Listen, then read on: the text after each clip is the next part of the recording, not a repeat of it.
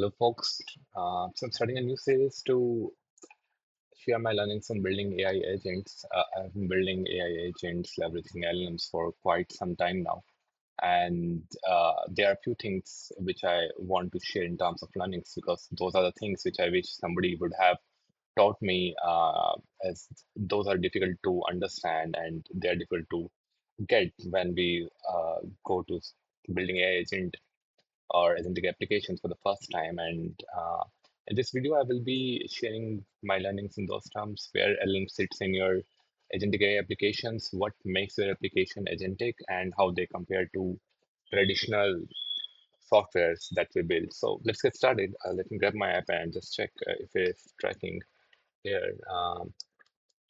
So it is, doesn't seem to be tracking. Okay, it is tracking now. So let's get started. So if I talk about the traditional systems, what you do is here you have your user and then he's interacting with your front-end application, and then front-end make some API call to your backend system, right? And then your backend system interacts with a couple of things. Maybe it makes call to some another service like let's call it service A.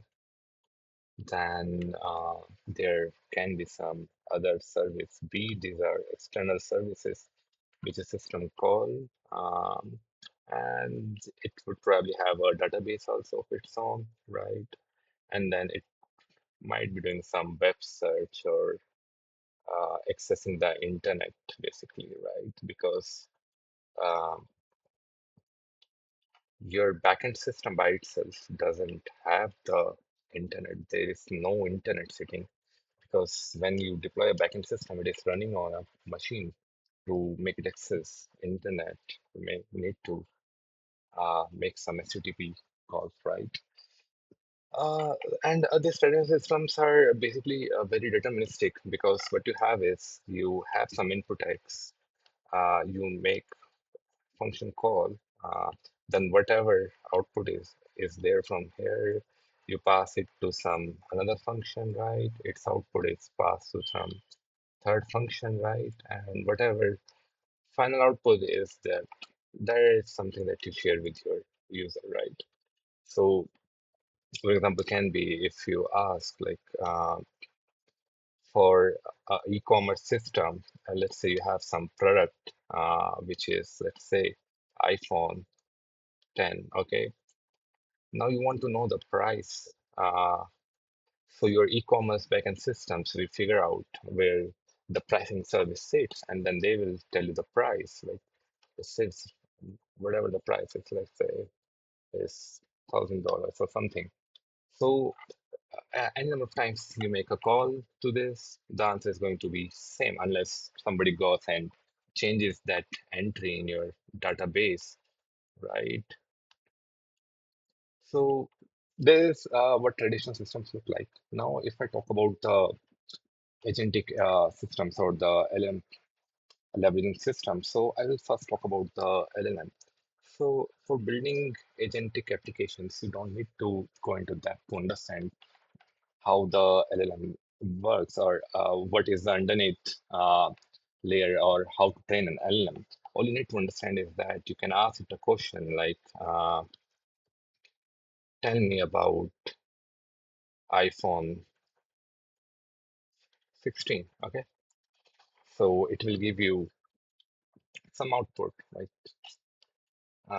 it can say like it has really good camera, okay? So if you ask it again, the same question, it can give some different answer. Right? It can say that it was launched in like whatever year it was on, like 2025 or 24. Uh, so this is a black box. So and other part is it gives non-deterministic answers. Deterministic answers, right? Other part is your LLM model. What it takes is an natural language input, and output is also a natural language. These are sentence completions model. So if you have to understand on high level, whatever text you are sending, first it is converted into embeddings or vectors that your transformer model can understand. This LLM models are basically your machine learning models, and machine learning models have different types like neural networks, or you would have heard terms like NLP or convolutional neural network. So this LLM models are basically transformer models, right? And this embedding creation or this part is basically your pre-processing. Pre-process, then there is some post-processing which happens on the output of the transformer model, right? Um, I'm not able to type. Okay, post-processing. And then after that, you get the final output that you have, okay? So the way you can use this LLM model is you can download it on your machine. Let's say you have your laptop or any computer, right? You just download your LLM model, right? And you don't need internet. Internet is not needed to run it. And on your machine, this LLM model can be run as a program, and then you can start passing it some input, and it will start giving you some output, right?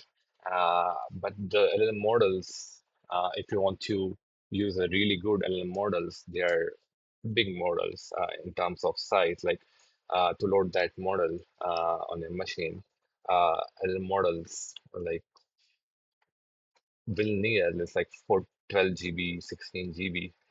And this is, I'm talking about bare minimum RAM or GPU processing power that you need. If you go about using the good models, they can go up to like 18 GB plus, right? So it is generally not a very affordable thing. If you do the maths, it might work out for you. But buying such a big machine just for LLM is not viable for most of the people.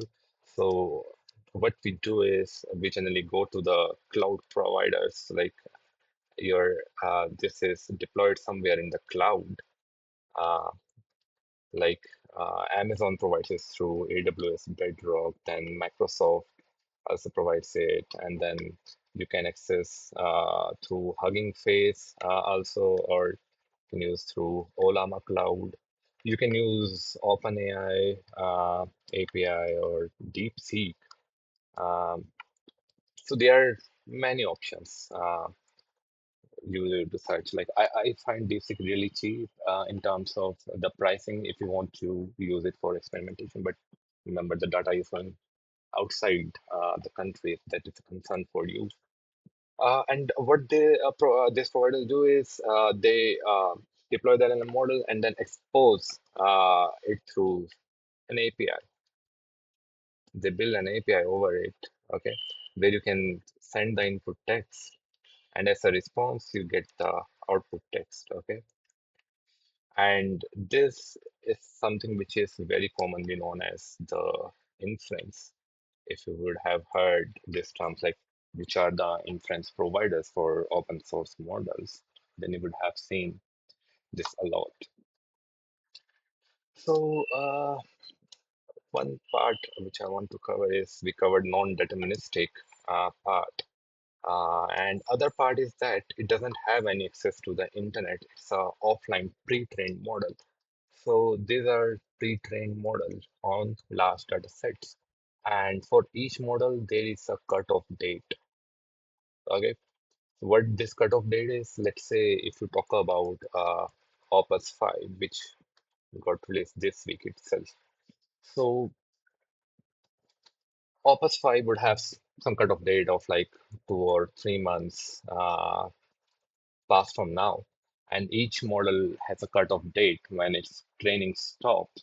And it probably means that it was trained on data of the internet or wherever in the world which was available before that date, and it doesn't have any context or knowledge of what are the events that happened after that cutoff date, right?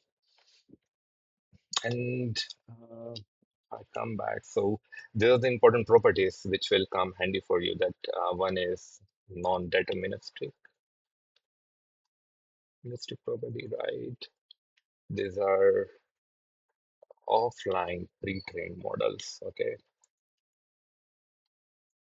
Models. Then there is concept of cutoff date, okay? Cutoff date, which comes up. And then there is knowledge, right?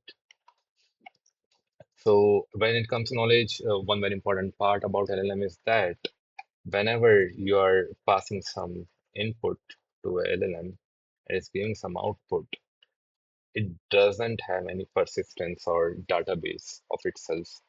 It doesn't have any DB. Okay, this is stateless. So LLM models are stateless. So if you tell LLM model uh, that my name is Samanshu, right, it will give some output. Maybe it will greet you.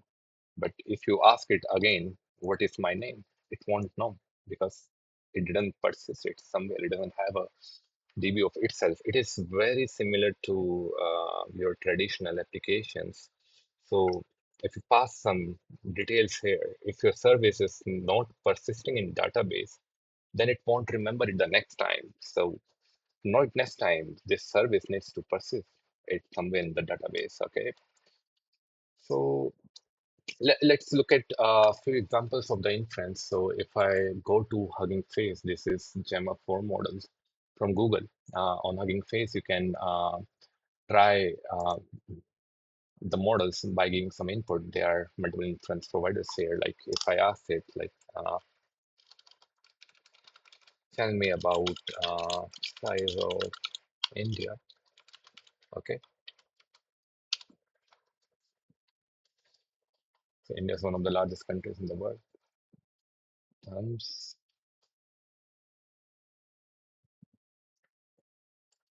So if you see, it is giving few details, total land area, approximately, this seventh large. You look at the format also of the output, okay? Dimensions, stress, it is giving some input. Okay, now let's try out a different model. We will use DeepSeek before Flash also. I will ask the same question. This model tell me about the size of India. Okay.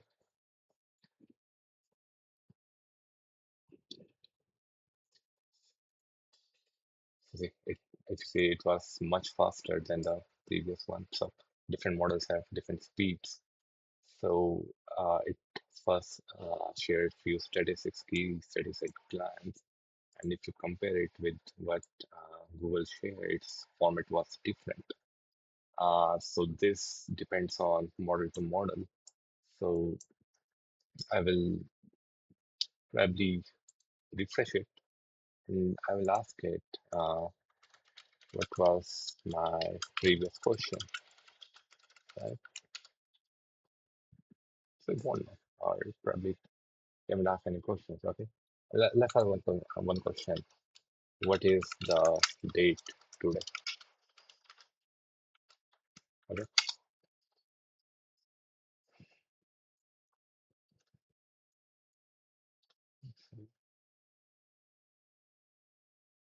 you do not have access to a real-time flash, so I can tell you. Okay, so let's refresh the tab so that we can start a new session. We'll ask this question again. What is the date today? Okay, it's not answering. Let's ask this DeepSeek. What's the date today?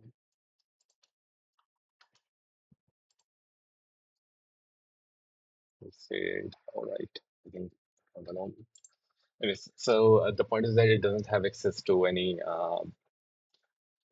internet, or it cannot run the commands on its own. Okay, so coming back, we'll come back to the LLMs. There's one more thing which I want to show you. Like if I ask ChatGPT, What is the date today? Let's see what it answers. That's the same question. Uh, okay, that what is gone.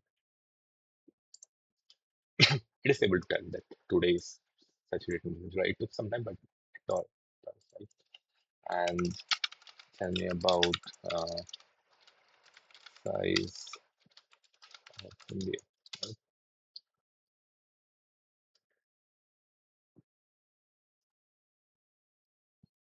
So if we, it has a very different format from the past, but it is able to tell the date.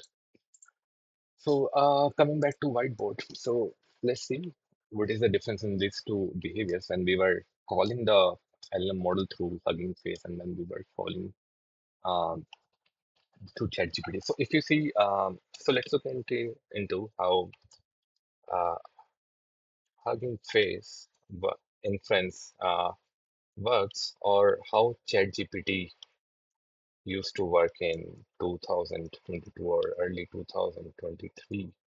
Okay. So here you are accessing that ChatGPT website. Okay, to this website, what you do is you send your message. Okay, and now there is a backend. There must be few ChatGPT uh, backend systems. Okay, and now this front end of ChatGPT website makes API call, whatever API they have implemented, and it takes care of auth and everything else. And now this backend system, it has access to the LLM. Okay. Now here, as part of this API, it gets this message. Okay. And as part of this, what happens here? This message, which came from the user, it is called as the user message or a human message. But here we pass your LLM always takes a list of messages input.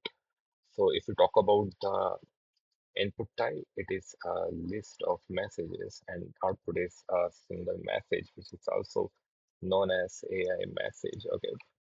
So to this list of messages that goes as input to LLM is the first one is system prompt. uh, And then you append this user message. Let's call it user message. Okay. And as an LLM, what LLM does is it responds with AI message. Okay. And then the backend system of ChatGPT or Hugging Face, it returns with that message content. Whatever AI message came, that's what you just see here. So let's say when we ask like tell me about the size of India. That was the string text message that went. And then what is this system prompt? So this system prompt is something which tells the LLM about how to answer, or basically it gives it a persona, right? So this system prompt is nothing but a string input only. It can be something like you are a helpful assistant, or it can be uh, you are a e-commerce e-commerce customer support agent, right? Support agent, and you help people with their product related queries or order queries. This just as a guiding message to the LLM. This is your use message that you're passing. And then this LLM, it doesn't have any access. It doesn't make any external calls. It returns the response based on whatever it have, right? Based on whatever was part of its training data. Okay. So in this, like, let's talk about one more thing. Now let's say you ask a follow-up question, right? That's like, tell me about the spatial exports from that country, right? So again, your ChatGPT website will forward that message to your ChatGPT backend system. So your ChatGPT backend system is exactly like your, this is basically your traditional backend system, only nothing else. Traditional backend system, it is nothing different, right? And it doesn't have any DB so far, right? So whenever front end is sending some session ID to it, it doesn't know what are the previous messages from that session. So whatever message you are sending to it, it forwards it to the LLM, and LLM gives response based on just what this piece of code is sending to LLM, and that's why it won't be able to answer in such a case. That Hugging Face example where I shared those details, like where I refreshed the page and I asked what was the previous question. That was a different case from this because when I refresh, it would have started a new session. But even in the same session, if you're not persisting the user messages, you won't be able uh, to see messages with respect to the previous message because your LLM or your application as a whole doesn't have any uh, persistence of the previous messages. Okay, so let's move forward. So then, how does this ChatGPT, when you talk to it, it knows like what was the previous thing? If I ask like what was the previous question, right?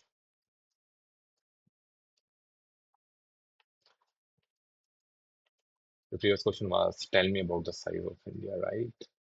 All right. So coming back, then how is ChatGPT or other applications are able to achieve this when your LLM doesn't have a persistence property? So there's something which you solve as a part of engineering. I think you would have already figured out that this persistence is the key. You need to start storing the session. So what happens when you come to your ChatGPT website? Okay, you write your prompt, you send your text message to ChatGPT website or your Hugging Face website over the backend system. What it does is uh, the API that is has exposed, what it takes as an input is a message and a session ID. Okay, for the first message, session ID can be UUID. Okay, then you have a database here. You call it sessions DB. You pass the session ID to it, right, to get the messages for the session ID, right? And then what this DB returns? This DB returns a list of messages, or basically these are the history chat, if you want to call it like this, right? And now when backend systems make call to LLM, what it does is in the list of messages that it is sending, the first message is system prompt, and after system prompt, it adds this list of historical messages, right? And then it adds this new message, which is a user message. Okay, so I will write it again. So first message is always a system prompt. I think it's select. Okay, prompt. Then you have historical messages, and then the new user message. That's what you send.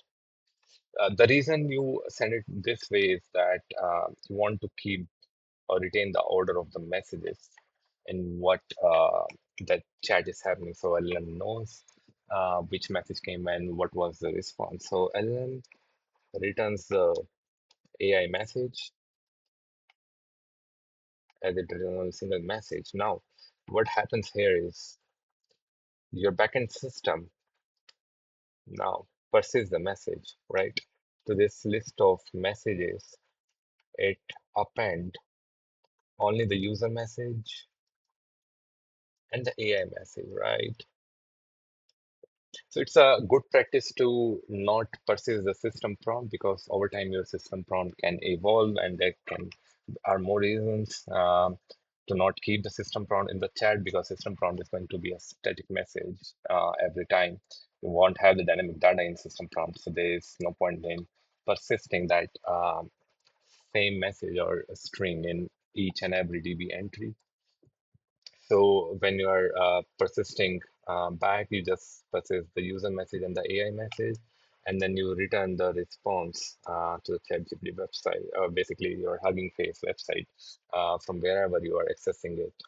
So that's how the architecture looks like for a chatbot, which is leveraging the LLM. So if you see, this is majorly a engineering problem only, which is leveraging LLM. And now since this has access to LLM, you can pretty much call it uh, LLM-based application or AI chatbot because that's in those terms. I'll probably cover the context management or how to improve this LLM using the RAG pipelines or other data sources or how to have websites and how does LLM return the current date because we didn't cover that part where LLM knows or your chat application knows that today is Saturday that we will cover in next chapter because here I just wanted to cover like how to leverage LLM in your backend system. And this backend system can be written in any language. You can use like most of people use Python because there are frameworks like LangChain, LangGraph for implementing this. And then you can write this in Java, Golang, or whatever language you prefer. But the is majority of the community and enterprise systems are built in Python. And Python, you can build it using fast API or whatever framework you're following in your existing application. You can plug in LLM there as well. So it's not a very difficult part to integrate LLM. It's just a API call only. Um, the only part you need to manage is again the contract, what is being sent to LLM and what is being written from the LLM. All right, that's it for today. Thanks for listening to me.